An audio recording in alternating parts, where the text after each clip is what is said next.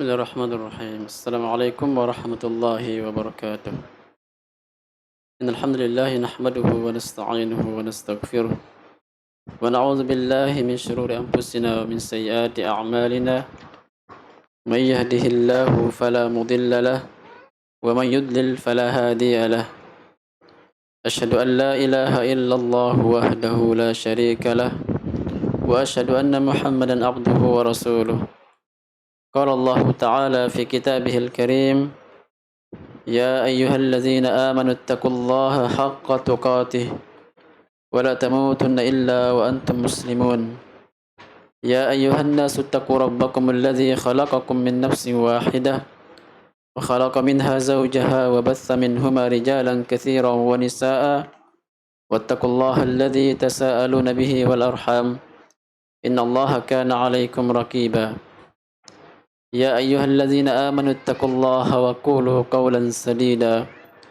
يصلح لكم أعمالكم ويغفر لكم ذنوبكم ومن يطع الله ورسوله فقد فاز فوزا عظيما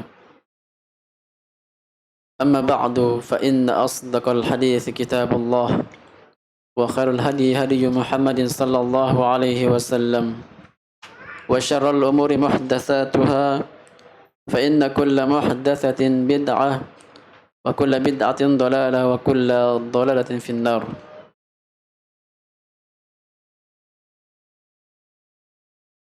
Berkata Syekh Muhammad At-Tamimi, Syekh Muhammad Ibn Abdul Wahhab rahimallahu ta'ala di dalam kitabnya Al-Usul Ats-Tsalatsah, wa arsalallahu jami'ar rusul mubasysyirin wa mundhirin.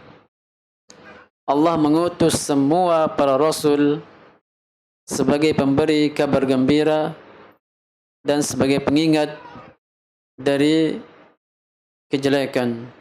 Mubasysyirin, memberikan kabar gembira tentang kebaikan-kebaikan dan surga. Wa mundhirin, memberikan kabar-kabar kejelekan bagi orang-orang yang berbuat dosa dan kesalahan, yaitu berupa neraka jahanam bagi setiap yang menyimpang dari ketaatan dan yang bermaksiat. Dalilnya adalah firman Allah Azza wa Jalla, wad dalilu qauluhu ta'ala rusulan mubasysyirin wa mundhirin li'alla yakuna lin-nasi 'ala Allahi hujjah ba'da ar-rusul. Allah mengutus seorang rasul atau para rasul memberikan kabar gembira dan memberikan kabar kejelekan, memperingati manusia dari kejelekan dan pelanggaran agama Islam, li'alla yakuna lin-nas 'ala Allahi hujjah, supaya tidak ada dari manusia di akhirat berhujjah di hadapan Allah Azza wa Jalla setelah diturunkan para rasul. Ini tujuan Allah menurunkan rasul dan para nabi, memberikan kabar gembira bagi mereka yang taat kepada Allah, beriman kepada Allah dan rasulnya, mengamalkan iman tersebut, menjalankan ketaatan, maka kabar gembira bagi mereka surga Allah, surga Firdaus, surga yang merupakan kehidupan yang sempurna dan nikmat yang sempurna, kelezatan yang sangat sempurna yang tidak akan bisa digambarkan dengan nikmat yang ada di muka bumi ini. Surga merupakan tempat tinggal yang abadi yang kita hendaknya sama-sama rindu memasuki surga Allah Azza wa Jalla. Wa mundhirin, dan para nabi diutus sebagai peringatan dan mentahdzir manusia dari pelanggaran agama Islam. Dan pelanggaran Islam yang paling besar adalah berbuat syirik kepada Allah Azza wa Jalla. Perbuatan syirik merupakan pelanggaran dosa besar yang Nabi kita Muhammad diutus dan para rasul semuanya diutus untuk memperingati manusia, mentahdzir mereka dari bahaya-bahaya syirik. Bahwasanya syirik merupakan pelanggaran yang paling besar di muka bumi. Syirik merupakan dosa paling besar yang Allah dimaksiati dengannya. Dosa syirik adalah dosa yang menghapuskan segala amal saleh dan dapat mengekalkan seseorang di dalam neraka jahanam. Dosa syirik dapat mengeluarkan seseorang dari agama Islam. Lihat, banyak akibat-akibat dan juga banyak kejelekan yang akan ditimbulkan oleh syirik. Maka para rasul dan nabi datang memperingati manusia, mentahdzir mereka dari perbuatan tersebut agar mereka menghindar dari bahaya syirik, karena bahaya yang sangat besar dan bahaya yang sangat membahayakan bagi orang yang melakukannya. Sekali berbuat syirik dan tidak bertaubat, itu ancamannya, itu bahayanya, maka amalannya terhapus semuanya. Keluar dia dari agama Islam, kekal ia di neraka jahanam dan tidak akan masuk surga. Terancam dia dengan neraka jahanam. Maka rahmat bagi kita, bagi alam dan bagi umat manusia ketika diutusnya seorang rasul dan para nabi, karena datangnya mereka membawa rahmat, membawa kebaikan dan kesuburan bagi alam dan juga keselamatan bagi manusia.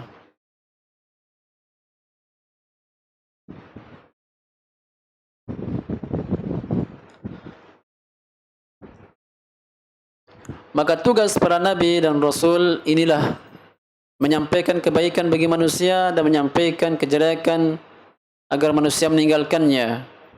Dengan demikian, dakwah para rasul sangat kita pahami bersama. Memperingati manusia untuk melakukan kebaikan dan memperingati manusia dari bahaya melanggar hukum Allah Azza wa Jalla. Maka ini dakwah para nabi dan dakwah Ahlussunnah wal Jamaah, yang kita tidak boleh menyelisihi manhaj dan metode dakwah para rasul. Maka lihatlah dari sekian banyak kelompok-kelompok Islam, siapa di antara mereka yang masih menjalankan amanah dakwah tersebut? Para dai-dai, para kiai, para ustadz, para masyayikh, yang mereka membawa ilmu, membawa agama. Ketika mereka tidak menjalankan tugas dan amanah seperti para nabi, Allah akan ancam mereka dengan siksaan dan juga kesesatan. Dan alangkah banyaknya dai-dai yang demikian keadaannya. Bukan seharusnya dia menyeru kepada surga, tetapi dia menyeru kepada pintu neraka jahanam. Dalam hadis Hudzaifah ibn Yaman, Rasulullah SAW mengatakan ketika ditanya, "Fahal ba'da hadza al-khair min syarr?" Apakah ada setelah kebaikan ini ada kejelekan? Maka Rasulullah mengatakan, "Bala du'atun ala abwabi jahannam." Ada dai-dai yang menyeru kepada pintu neraka jahanam. Ini kejelekan yang sangat jelek setelah kebaikan yang ada kabutnya. Kejelekan para dai-dai yang muncul untuk menyeru kepada kesesatan dan neraka jahanam. Sifat mereka adalah seorang dai bisa berbicara bahasa Arab, bisa membaca hadis, membaca Al-Quran, berdalil, berpakaian selayaknya seorang muslim. Makanya para sahabat mengatakan, "Sifhum lana." Berikan aku sifat mereka seperti apa dai-dai ini yang menyeru kepada pintu neraka jahanam. Qala hum min jillatina wa yatakallamuna bi alsinatina. Mereka seperti dari kulit kita, dari orang Islam, bukan orang kafir, Yahudi, Nasara, bukan, orang Islam. Mereka berbicara dengan lisan kita, dengan Al-Quran dan hadis dibacakannya, pandai baca kitab, pandai berbicara bahasa Arab. Demikian keadaannya, akan tapi ternyata penyeru kepada pintu neraka jahanam. Maka dari sini kita hendak berhati-hati dari ajaran yang disampaikannya dan para dai-dai yang seperti itu keadaannya. Seorang muslim hendaknya perhatian terhadap tersebut. Dan untuk mengetahui dai-dai tersebut mudah. Sekarang kita melihat banyak saudara kita dari kaum muslimin, kelompok-kelompok yang ada banyak sekali. Sama persis pakaian dan juga penyampaian. Tidak ada bedanya. Pakaiannya sama, casingnya sama.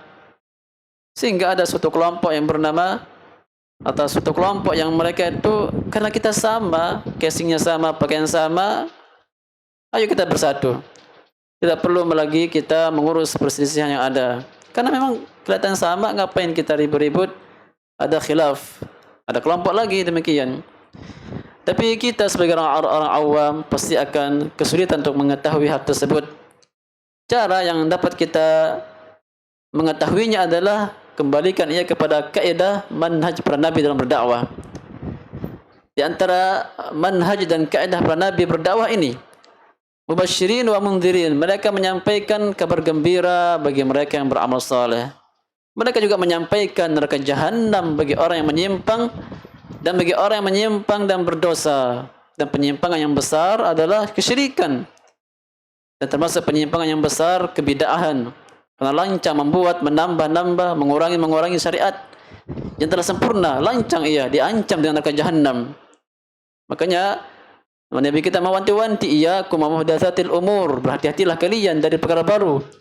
Inna kulla muhdatsatin bid'ah, karena setiap perkara baru adalah bid'ah. Wa kulla bid'atin dhalalah, dan setiap bid'ah sesat. Wa kulla dhalalatin finnar, dan setiap kesesatan di neraka jahanam. Allah ancam dengan neraka jahanam. Sampaikan. Nabi kita menyampaikan hal tersebut di setiap Jumat dan khutbatul hajahnya disampaikan. Seorang dai hendaknya demikian. Maka kita akan mudah mengetahui dai Ahlussunnah wal Jamaah dengan dua metode, dua kaidah ini. Apakah dia hanya menyampaikan kebaikan-kebaikan? Apakah dia hanya menyampaikan tentang ibadah-ibadah? Apakah dia hanya menyampaikan tentang apa yang mudah dicerna, diambil oleh masyarakat? Atau dia juga menyampaikan tentang larangan-larangan, tentang dosa besar, tentang penyimpangan dalam agama Islam, dan juga dia menyampaikan tentang syirik dan bid'ah? Maka itu patokannya. Maka ini patokan kebenaran. Dengan itulah dia akan asing. Dan demikianlah dia akan sedikit jumlahnya. Ketika dia sedikit jumlahnya, semakin percaya kita dialah kebenaran, insyaAllah. Karena kalau mencari jamaah, mencari banyak orang, dia akan harus tinggalkan, yaitu metode yang nomor 2 tadi, meninggalkan membahas masalah-masalah yang dapat merisaukan orang, hal-hal yang dapat memecah belah, ditinggalkannya sehingga banyak jumlah dan jamaahnya. Ini menyimpang dari dakwah Ahlussunnah dan dari dakwah para nabi. Maka kita perlu sabar dalam mengamalkan dakwah sunnah ini, walaupun kita sedikit orang. Tapi yakinlah dan sabarlah, insyaAllah kita ditunggu oleh Nabi kita Muhammad di telaga Kautsarnya. Harapan kita dapat meminum di sana, dapat orang-orang yang membuat perkara baru, menambah agama Islam, maka mereka akan tertolak, tersingkirkan. Ketika Nabi mengatakan, ya Rabb, innahum ummati, mereka umatku, kenapa mereka terhalang, sendirinya terhalang untuk meminum? Innaka la ta'rif ma hadatsu ba'dak, engkau tidak tahu apa yang mereka perbuat setelah engkau meninggal, kata Allah. Benar bahwasanya orang yang menyimpang dari kebenaran ini banyak kesengsaraan. Berangkat dari alam kuburnya, berangkat di padang mahsyar dari kehausan, banyak. Maka menjadi seorang Ahlussunnah wal Jamaah, seorang salafiyah, berbanggalah dan berbahagialah, bersyukurlah, istiqamahlah, karena ada harapan di akhirat, kita berteduh di atas amalan soleh kita. Ada harapan kita bisa meminum dari telaga Al-Kautsar dengan syarat kita mentaati Rasulullah SAW, berjalan di atas metode dakwahnya. Demikian cara kita mengetahui dakwah Islam yang benar. Maka mereka hanya membahas tentang fadilah amal, fadilah amal. Setiap hari dibahas fadilah amal. Kemana dia berada ada pembahasan tersebut, tanpa membahas tentang kesyirikan dan kebid'ahan. Dengan jelas mereka mengatakan kalau kita bahas kita akan ditolak, kita akan terusir dan seterusnya. Mereka mencari hal tersebut. Dakwah sunnah tidak memperhatikan hal tersebut, karena Dia hanya ridha Allah Azza wa Jalla. Dia hanya ingin rahmat Allah Azza wa Jalla. Maka alangkah-langkahnya orang-orang yang mencari ridha Allah Azza wa Jalla pada zaman kita ini.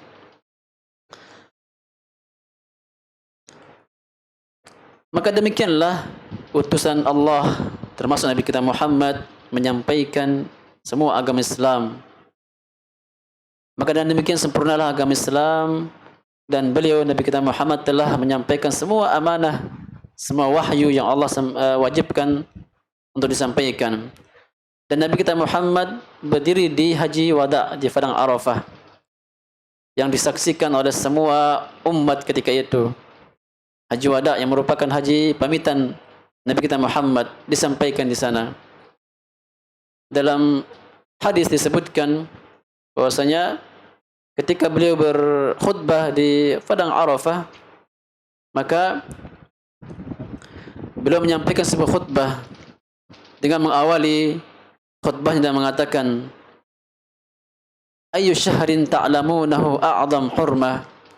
Tahukah kalian bulan yang haram yang paling besar keharamannya? Qalu, maka para sahabat manusia ketika itu mengatakan, "Ala syahruna hadza." Iya, bulan yang haram besar keharamannya adalah bulan ini. Bulan apa? Bulan haji. Karena ketika Nabi haji, bulan haji adanya di Dzulhijjah, Padang Arafah. Karena Padang Arafah itu hanya di perbuatan atau amaliyah haji. Kalau umrah enggak. Jadi orang bisa umrah di kapan saja. Kalau haji pasti mendatangi Arafah. Dalam hadis Rasulullah mengatakan al-hajju Arafah. Haji itu harus Arafah, harus bermalam di sana di Arafah. Di sanalah Nabi kita Muhammad berdiri berkhutbah menyampaikan hal tersebut. Ini hari-hari Arafah. Ini bulan-bulan Dzulhijjah yang besar keharamannya di saat orang banyak melakukan ibadah. Karena musim haji yang biasa manusia berbondong-bondong kepada atau datang ke Baitullah untuk melakukan haji. Lalu Nabi bertanya, "Ala ay baladin ta'lamunahu a'zam hurmah?" Tahukah kalian negeri mana yang paling besar keharamannya untuk dilakukan kemaksiatan di sana? Mereka memahami semua. Itu Biladul Haram. Biladul Haram Makkah. Ya. Biladul Haram Makkah, tanah suci, dan Masjidil Haram. Makanya dikatakan Masjidil Haram. Maka negeri Makkah Al-Mukarramah. Karena di sana ada Baitullah, ada Ka'bah. Kemudian Nabi bertanya, "Ala ayyu yawmin ta'lamunahu a'zam hurmah?" Tahukah kalian satu hari yang paling besar keharamannya? Keharaman maksudnya kalau berbuat dosa besar dilipat gandakan dosanya. Qalu ala yaumina hadza, ya hari ini.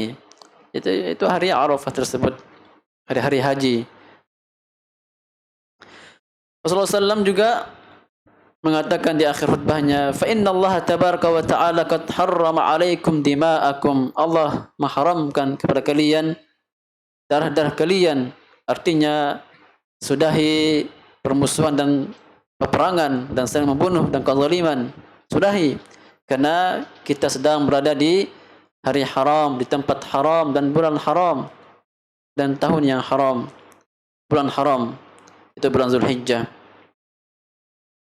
Pada akhir hadis atau khutbah beliau mengatakan, "Ala hal ballagtu?"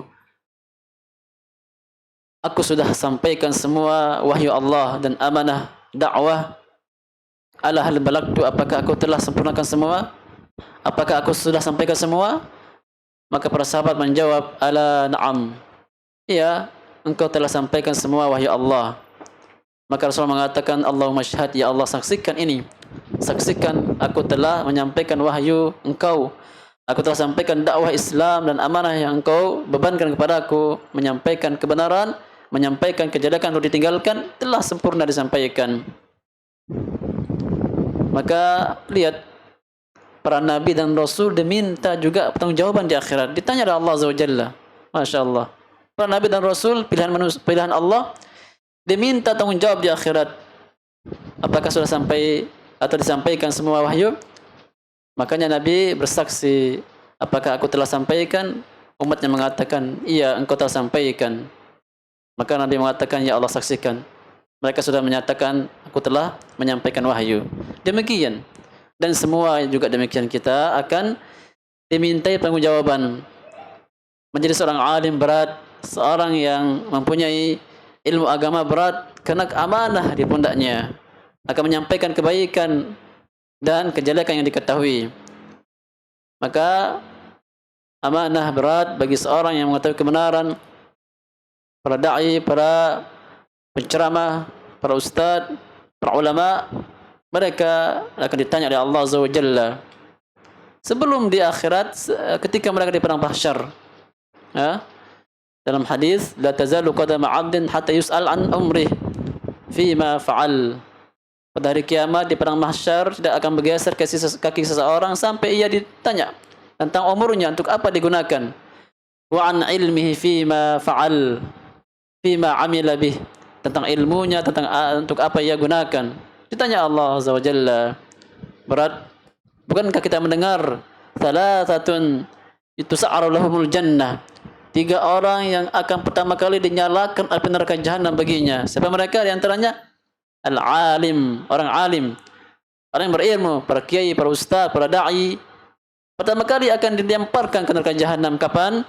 Ketika dia tidak menjalankan amanah dakwah, menyampaikan mubasyirin wa mundirin, tidak menyampaikan kepada umat tentang kebaikan bagi mereka dan kejelekan yang akan mereka dapatkan ketika menyisihi agama Islam, syariat Allah Azza wa Jalla. Berat. Maka ini adalah teguran bagi kita agar kita selalu menyampaikan kebenaran apa adanya. Qulil haqq walau kana murran, katakanlah yang benar walaupun itu pahit. Walaupun kita dimusuhi atau dijauhi oleh teman dekatnya atau oleh orang yang sempat di tempatnya, mengusirnya, malah menonaktifkan kajiannya atau semacamnya, diusir, maka tetap sampaikan kebenaran, karena itu adalah dakwah para nabi dan rasul.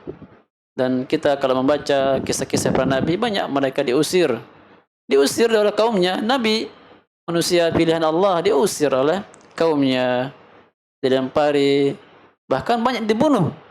Para nabi zaman sebelum kita banyak dibunuh oleh umatnya. La haula wala quwwata illa billah. Alangkah membangkangnya mereka. Makanya pantas diturunkan azab, dibolak-balikkan mereka, dihancurkan mereka, ditenggelamkan mereka, karena membangkangnya mereka. Dan kita termasuk juga hamba-hamba semua umat Nabi Muhammad demikian, akan tapi dengan rahmatnya Allah dan rahmat dan kasih sayangnya Nabi kita Muhammad, cintanya beliau kepada kita, Nabi tidak inginkan itu. Biarkan ya Allah, berikan mereka agar anak cucu mereka lah yang masuk Islam, nantinya akan beribadah kepada Allah. Itu harapan Nabi kita Muhammad.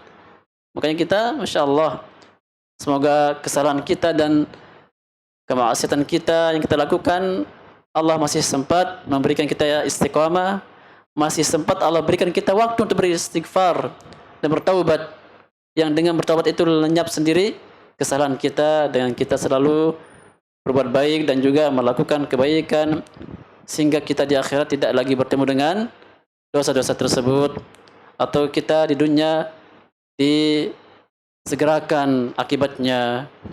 Maka sama-sama kita memohon kepada Allah agar kita selalu istiqamah dan kembali kepada kebenaran, meninggalkan penyimpangan dan juga kemaksiatan.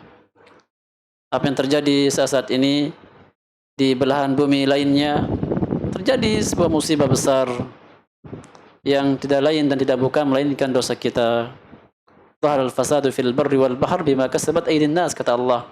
Muncullah kerusakan di muka bumi dan di lautan melainkan karena dosa kalian.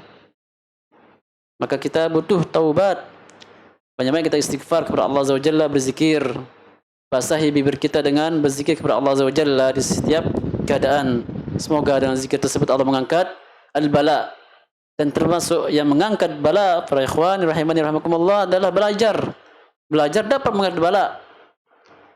Para ulama salaf mengatakan bitalibi ilmi al-hadis yarfa'ullahu al-bala. Dengan seorang penuntut ilmu hadis, Allah mengangkat bala. Karena dengan belajar kita akan belajar, ini kebaikan kita lakukan, ini kejelekan kita tinggalkan, terlaksana.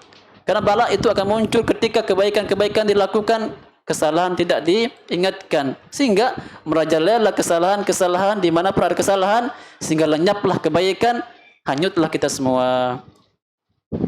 Makanya di antara yang mengangkat bala adalah al-amru bil ma'ruf wa nahyi anil munkar. Kaidah memerintahkan kepada kebaikan dan juga mencegah dari larangan ini dapat menolak bala. Dalam hadis Rasulullah mengatakan ketika ditanya oleh Zainab, "Anuhliku wa fina salihun ya Rasulullah?" Akankah kita binasa ya Rasulullah padahal ada orang soleh bersama kita? Maka Rasulullah mengatakan, "Na'am idza kathrul khabath." Iya, akan hancur kita walaupun banyak orang sujud, salat, baca Quran.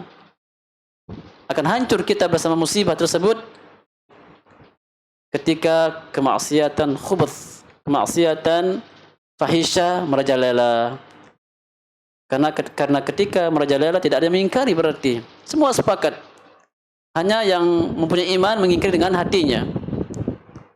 Maka pesan bagi para pemimpin untuk tidak melegalkan kemaksiatan, diingatkan, diberikan tanbih.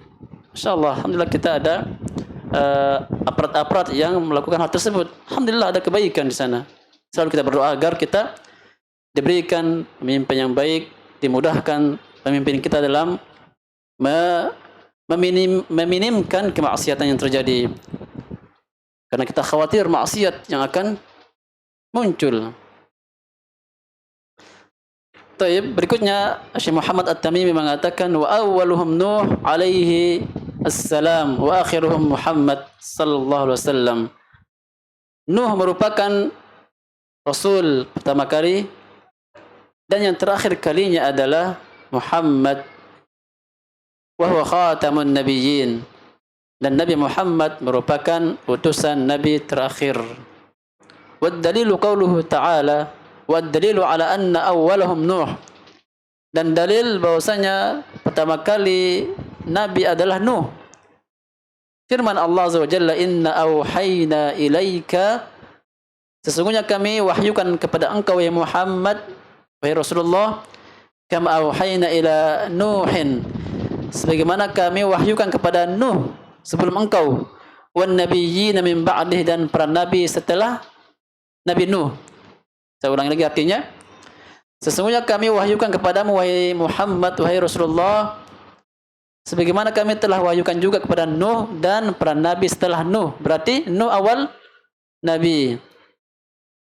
Nuh awal nabi.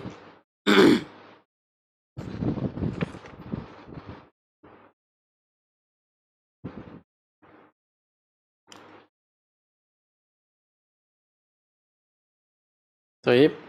Ini membahas tentang apa namanya nabi terakhir, itu Nabi kita Muhammad SAW.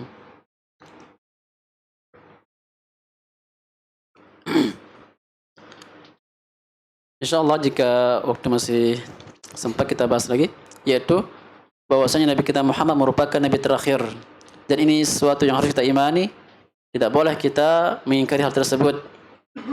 Bahwasanya semua umat mengetahui hal tersebut, bahwasanya Nabi kita Muhammad nabi terakhir. Sampai pun orang-orang Yahudi dan Nasara tercatat dalam kitab mereka, Nabi Muhammad nabi terakhir. Maka kita sebagai umat Nabi Muhammad SAW harus yakin akan berakhirnya kenabian dan kerasulan dengan Nabi kita Muhammad SAW. Allah mengatakan dalam ayat yang dibawa oleh al-mu'allif di atas surah An-Nisa, inna auhayna ilaika kama auhayna ila nabiyyin wan nabiyyin min ba'dih. Yang lebih jelas lagi tentang berakhirnya kenabian dan kerasulan oleh Nabi kita Muhammad, surat Al-Ahzab ayat 40. Allah berfirman, "Makana Muhammadun aba ahadim min rijalikum, walakin Rasulullah wa khataman nabiyyin, wa kana Allahu bikulli syai'in alima."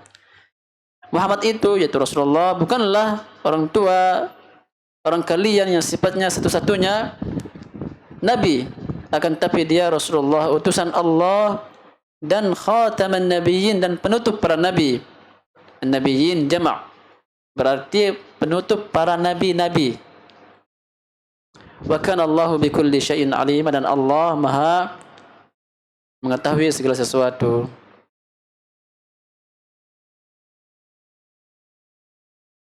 Dalam hadis Sahih Muslim, Rasulullah SAW bersabda, "Fuddiltu 'alal anbiya bisittin." Aku diutamakan, dilebihkan daripada nabi-nabi yang lain dengan 6 kelebihan. U'titu jawami'al kalim, aku diberikan jawami'ul kalim, lafadznya sedikit akan tapi maknanya panjang dan luas, seperti adinun nasihah dan seterusnya. Wa nusirtu birru'bi, dan aku ditolong oleh rasa takut musuhku dari jarak yang jauh. Dari jarak sebulan jalan kaki, musuh sudah takut. Demikian, ini kelebihan Nabi kita Muhammad. Makanya menggetarkan kerajaan-kerajaan orang kafir ketika mendengar Nabi kita Muhammad. Takut mereka, karena mereka berjihad, tidak takut mati. Sehingga ketika mereka datang, mereka ditakutkan. Wa uhillat liyal ghanaim, dan aku dihalalkan ghanimah, harta rampasan perang. Kita tahu bahwasanya Nabi kita Muhammad tidak memakan sedekah, tapi hadiah boleh, dan juga termasuk harta rampasan perang. Wa ju'ilat liyal ardu tahuran wa masjida, dan aku dijadikan bumi suci dan masjid. Kita boleh salat dimanapun saja, dan tanahnya suci, kita bisa bertayammum. Wa ursiltu ilal khalqi kafatan, dan aku diutus kepada makhluk seluruhnya, kepada jin dan manusia seluruhnya. Wa khutima bi an-nabiyyun, dan dengan aku ditutup para nabi. Denganku ditutuplah kenabian dan kerasulan. Dalam hadis Abu Hurairah radhiyallahu an, Rasulullah bersabda, inna mathali mathalul anbiya min qabli, perumpamaanku dengan nabi-nabi sebelumku, kamathali rajulin bana baitan, seperti seorang yang sedang membangun bangunan rumah misalnya, fa ahsanahu wa ajmalahu, maka orang tersebut yang sedang membangun rumah diperbagus dan diperindah rumah tersebut, bangunannya dan juga warnanya, catnya diperbagus, diperindah. Illa mawdi'a labinatin min zawiyatin, ada satu bata, satu coran yang belum terpenuhi indahnya rumah tersebut, warnanya dan juga bahan-bahannya, materialnya, bentuknya sangat bagus. Ada satu bata yang belum dipasang. Faja'alan nasu yatufuna bihi wa ya'jabuna lah, maka manusia melihat keindahan tersebut dan ta'ajjub, heran melihatnya, indahnya bangunan tersebut, bagusnya. Tapi mereka sedikit cemas, kenapa ada satu batu yang belum terpasang? Hal wa yaqulun hal wudi'at hadhihi labinah, alangkah indahnya, alangkah sempurnanya bangunan tersebut kalau dipasang satu batu yang tersisa tersebut. Qala fa ana labinatu ana khatamun nabiyyin, maka akulah satu batu yang belum terpasang tersebut, kata Nabi kita Muhammad. Artinya dengan saya diutuslah para nabi, kata Rasulullah sallallahu alaihi wasallam. Hadis muttafaq alaih. Ini hadis dan ayat-ayat banyak yang berbicara tentang tertutupnya kenabian dan kerasulan dengan Nabi kita Muhammad SAW. Namun di akhir pengajian kita sampaikan bahwasanya walaupun demikian tegasnya dalil, ternyata banyak para dajjal dan para pendusta mengaku sebagai nabi. Banyak sekali. Dari zaman Nabi dan sampai zaman kita ada. Bahkan dari perempuan pun ada yang mengaku sebagai nabi. Alasannya karena dalam ayat dikatakan nabi dari laki-laki, perempuan belum, berarti saya orangnya, katanya. Laknatullahu alaiha. Sudah meninggal orangnya? Sudah. Laknatullahu alaiha. Karena mengingkari ayat Al-Quran itu konsekuensi daripada pengakuan nabi tersebut. Kufur dengan ayat Al-Quran dan hadis-hadis Nabi SAW. Saya bacakan dari tafsir Ibnu Katsir, pembahasan yang menarik sekali. Dari tafsir Ibnu Katsir halaman atau jilid yang keempat, halaman 255. Saya bacakan perkataan Al-Imam Ibnu Katsir dalam tafsirnya, bisa dilihat pada terjemahnya. Beliau mengatakan, wa amma Musailamah faman syahadahu min zawil basair. Ini Musailamah yang mengaku sebagai nabi zaman Nabi SAW. Maka orang-orang yang melihatnya, yang bersamanya, mengetahui aibnya, mengetahui jeleknya. Alima amruhu la mahalah. Semua orang mengetahui akan keanehan dan juga jeleknya orang tersebut. Bi aqwalihi ar-raqiqah allati laysat bi fasihatin. Dia mempunyai perkataan-perkataan yang sangat aneh, tidak fasih. Wa af'aluhu aw wa af'alihi ghaira al-hasanati bal qabihah. Dan perilakunya yang sangat jelek, tidak baik. Wa Qur'anuhu alladhi yukhallid bihi fin nar yaumal hasrati wal fadhiha. Wa Qur'anuh, di sini para ulama mengatakan, ya Ibnu Katsir mengatakan ada Qur'annya. Sebenarnya tidak ada Al-Qur'an selain Al-Qur'an Nabi kita Muhammad SAW. Tapi ini sebagai bahasa sebagai bahasa pendekatan pemahaman saja. Dia punya kitab. Musailamah punya kitab, Masya Allah. Wa Qur'anuhu alladhi yukhallid bihi. Dengan Qur'annya itu dia kekal dalam api neraka Jahannam. Dia akan kekal nantinya di hari-hari kesengsaraan dan juga dibongkarnya ia. Wa kam min firakin bainak wa kam min farqin baina qaulihi ta'ala. Maka betapa jelas perbedaan antara firman Allah Azza wa Jalla dengan firman-firman kata-kata yang dibuat oleh Musailamah Al-Kadzdzab dalam kitabnya, dalam Al-Qur'annya. Dalam Quran yang diklaimnya, Allahu la ilaha illa huwal hayyul qayyum, ini ayat kursi sampai akhir. Maka jelas firman Allah, Allahu la ilaha illa huwal hayyul qayyum. Allah adalah Tuhan yang berhak disembah dan tidak ada Tuhan yang berhak disembah kecuali Allah Azza wa Jalla yang maha hidup dan maha kuat. La ta'khuzuhu sinatun wala naum, dan tidak ditimpa oleh kelelahan dan rasa ngantuk dan seterusnya, ayat kursi sampai akhir. Bedakan ayat ini, ayat kursi, dengan kata-kata atau ayat-ayat yang ditulis oleh Al-Musailamah atau Musailamah Al-Kadzdzab, qabbahullah wa la'anahu, maka Allah menjelekkannya dan melaknatnya. Apa kata atau apa hadisnya atau apa ayat Musailamah Al-Kadzdzab? Dia mengatakan, ya Dibda' binta Dibda'ain, wahai kodok di antara dua kodok. Itu maknanya. Dibda' artinya kodok. Kata-kata yang sangat rendah sekali, jelek. Makanya teman-teman atau orang-orang yang bersamanya tahu alangkah jeleknya orang tersebut, akan tapi kenapa diikuti? Itu nanti di akhir ta'liq Syekh Al-Imam Ibnu Katsir. Ya Dibda' binta Dibda'ain, wahai kodok anak dari dua kodok. Naqi kama tangkin, bersihkanlah dirimu. La alma takdirin, jangan engkau kotorkan air.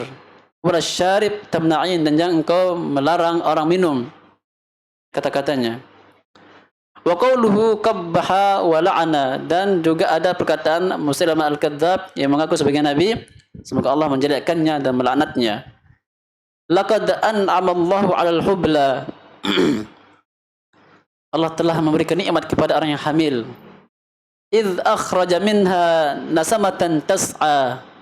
Ketika ia dapat, orang hamil, ketika ia dapat mengeluarkan manusia yang manusia berjalan, min baina sifakin wa hasha, yang keluar dari kulit dalam dan isi perut. Ini kata-kata yang tidak ada kebaikannya dan tidak ada kuatnya. Bandingkan kata-kata ini dengan Al-Quran, ayat kursi dan ayat-ayat yang lain. Ada lagi dia buat perkataan, dia mengatakan al-fil, wa ma adraka mal fil. Gajah. Tahukah engkau apa itu gajah? Jadi ia ingin menyerupakan firman Allah, yaitu apa? Al-qari'ah, wa ma adraka mal qari'ah. Sampai akhir. Itu ingin diserupai dengan membuat ayat seperti ini. Al-fil, wa ma adraka mal fil. Gajah. Tahukah engkau apa itu gajah? Lahu zukumun tawil, dia mempunyai belalai yang panjang. Ini anak kecil pun tahu hal tersebut. tapi dibuat kata-kata agar menghiasi orang lain dapat mengikutinya. Ada lagi dia membuat kata-kata wal ajinati ajna wal khabizati khabza wal khabizati khubza. Apa itu al ajinati ajna? Dan wanita-wanita yang apa membuat adonan, wal khabizati khubza, dan wanita-wanita yang membuat roti, wal lakimati lukma, dan yang menelan dan menyuap, ihalatan wasamna, yaitu lemak dan mentega. Ila inna Quraisyan qaumun ya'tadun, sesungguhnya orang Quraisy kaum yang melampaui batas. Ini kata-kata Al-Musailamah Al-Kadzdzab. Dia ingin menyerupai ayat apa? Wal 'adiyati dhabha. Itu ayatnya. Dia membuat ayat seperti ini. Jadi dalam tafsir Ibnu Katsir ada kesimpulannya bahwasanya mereka membuat ayat-ayat tersebut untuk mendustakan manusia. Namun anehnya para ikhwah, ada yang ikut dan banyak yang ikut dia Musailamah Al-Kadzdzab. Makanya di akhir hayatnya Allah hinakan dia sampai orang-orang yang mengikut dia mempercayai dan mengetahui jeleknya orang tersebut. Mereka datang ke Abu Bakar. Mereka datang ke Abu Bakar atau kalau tidak salah Umar. Maka dia mengatakan, wahai Umar, atau saya cek dulu.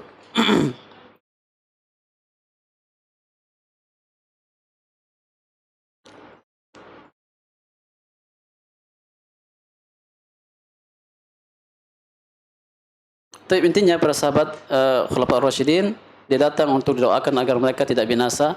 Maka antara Abu Bakar dan Umar mengatakan, saya tidak ingin doakan kalian sampai kalian ceritakan apa kata-katanya, kata-kata Musailamah.